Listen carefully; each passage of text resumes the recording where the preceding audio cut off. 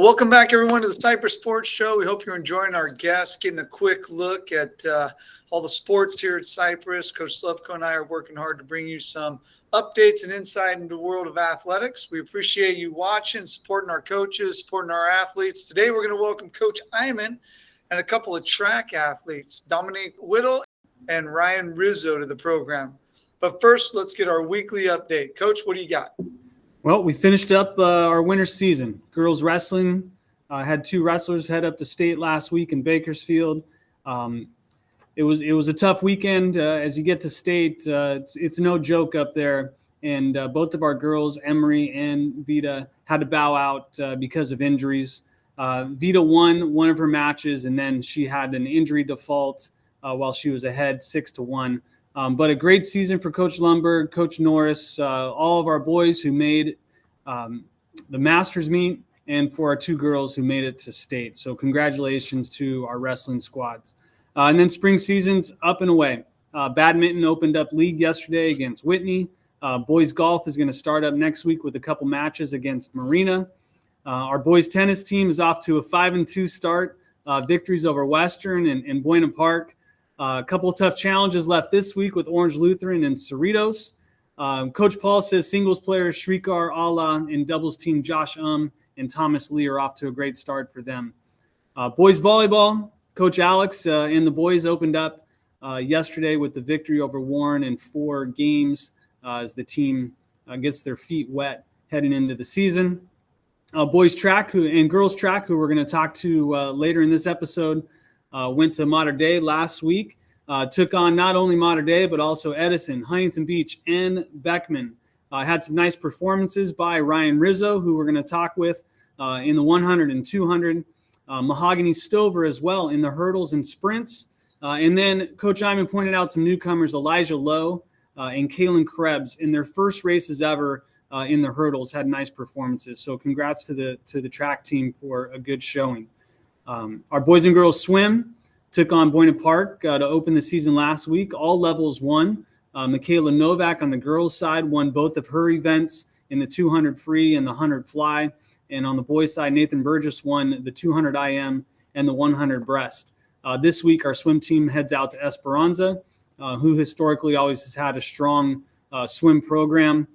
They've been champs. Their coach was once the California State Coach of the Year on the girls' side, a former Centurion alum as well. Baseball team went 2-0-1. Coach, I'm sorry? Is he just an alum? What's his name? Well, his name is Matt Slevcove, my brother, California State Coach of the Year at Esperanza back in 2014 or so. Our baseball team went 2-0-1 against teams from out of state, Arizona and Texas teams, including a victory over the number 10 team in the country at the time, South Lake Carroll, Texas. Big, huge squad. And we had a great performance from our freshman, John Short.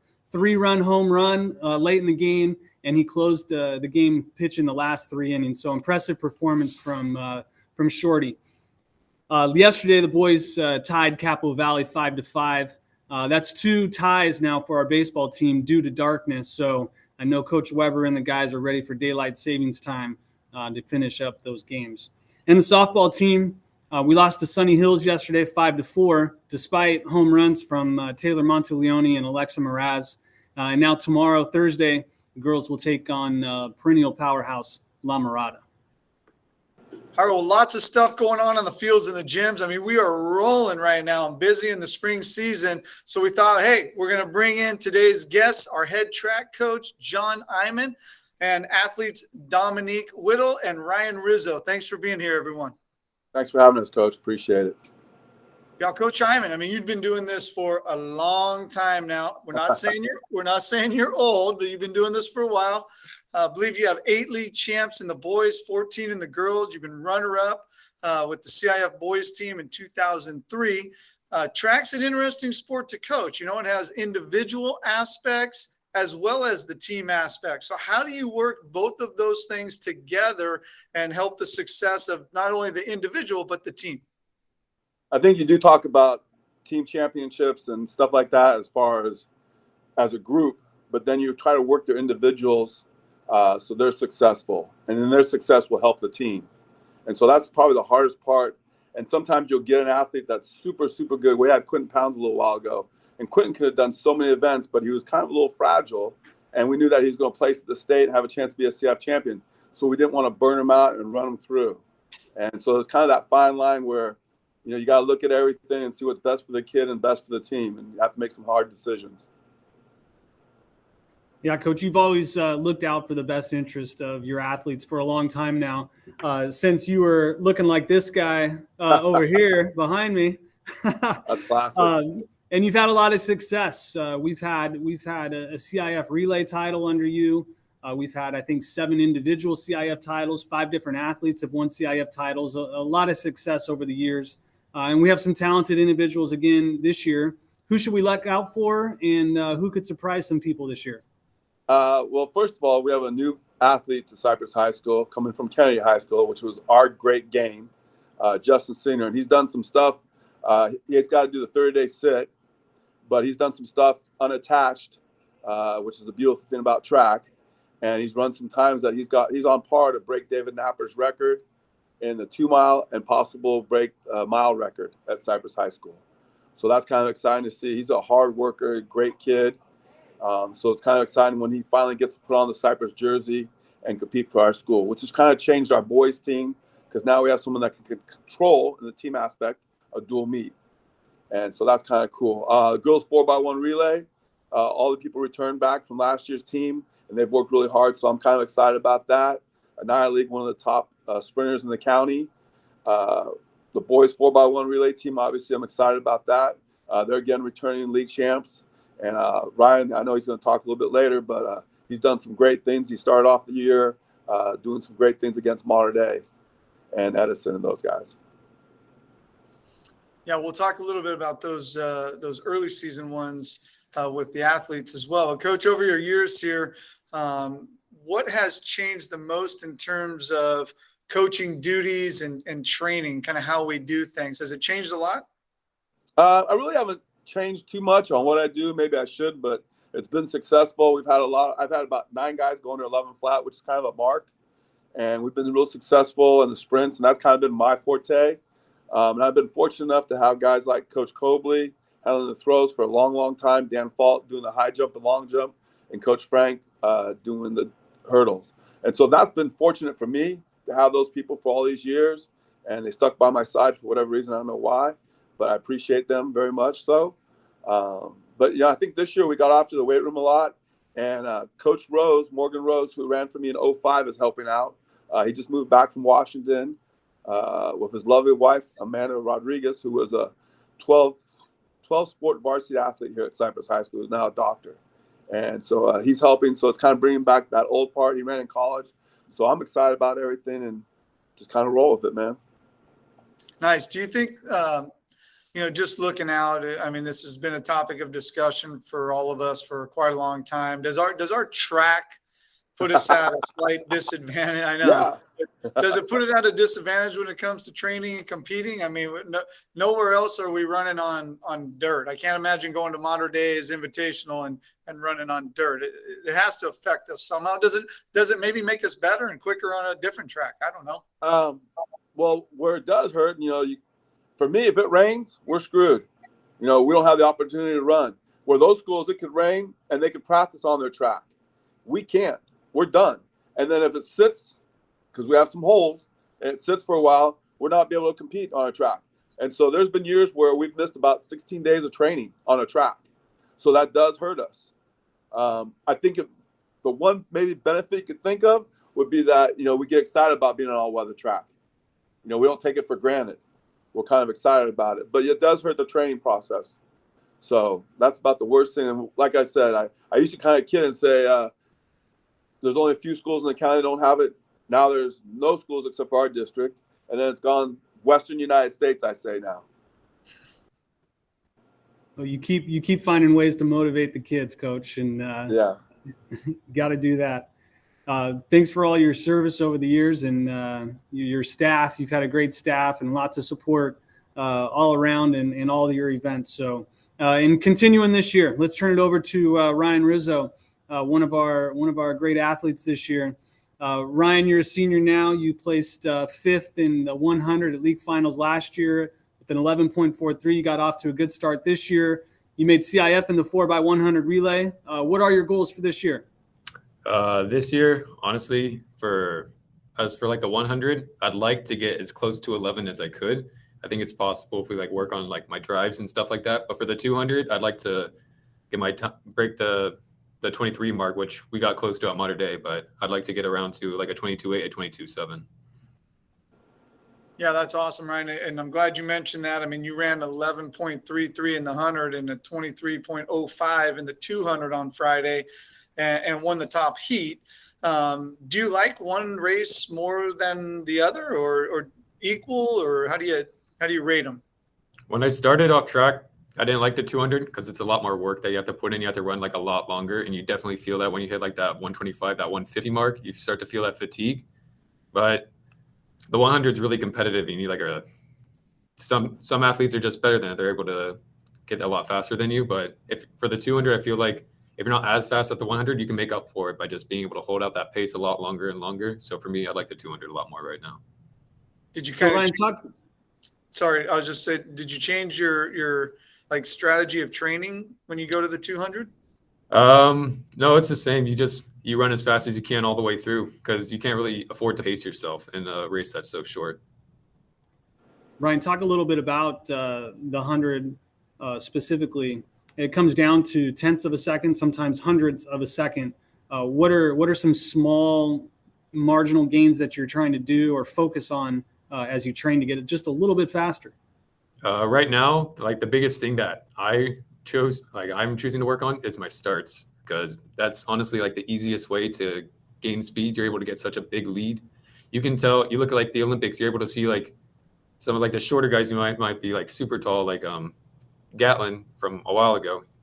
He wasn't the like biggest, like 5'9", but he was able to shoot out of the blocks right away. He'd have like a lead immediately. That's something that I'm working forward towards right now on the 100, being able to turn that ground as fast as you can and really just push out the blocks. Yeah, you and Dominique. I mean, Dominique, you're, in kind of the same position as Ryan, where the race could come down to, less than a second difference. So what do you do, Dominique, to kind of look for those small gains? Is it same kind of idea as Ryan? Do you have something else you focus on? Like Ryan too, just starts. I don't think starts have always been like my best thing, but as well as just putting on the work on the side. Like I just started doing weight room this year, and I've seen it like change the way I run, my stamina and everything. And like even though we do longer distances during preseason, and as much as I hate them, I think that they've helped me a lot more, especially just because I'm more of a 400 200 runner, so it helps a lot with my stamina. And the 200 is more of like my race, so it helps a lot because I'm able to hold that speed for a much longer time. So the 200's your race, but you were a league champion in the 4x100 relay last year. Yeah, so I'm third leg, so it's the curve. So that's also why I love the 200, because using that curve, you can basically just slingshot your way across that last 100 meters. So running the curve has just always been like my favorite. I'm not a big straight runner. It's not my favorite, but running the relay has always been like a very rewarding thing. And like having to like yell at like all my teammates, just like pushing them on, and like knowing that not every day we'll always have like good handoffs or not always have like a good practice. We just always hope and pray, and then that we succeed in the end. And usually we end up doing just because we know how much we really want it. What's more enjoyable, running an individual race then, or the challenge of running a relay with your team?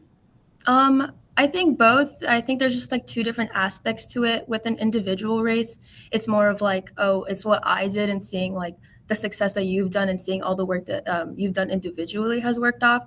Whereas with like a relay, it's just like it's more of a team effort, and you can see both yourself and your teammates succeed. And it's really just more team effort, and you can't really control the whole race by yourself. Dominique, you've obviously had good success last year at league finals, running 13.05 in the 100, coming in third in the 200, obviously constantly looking for ways to improve.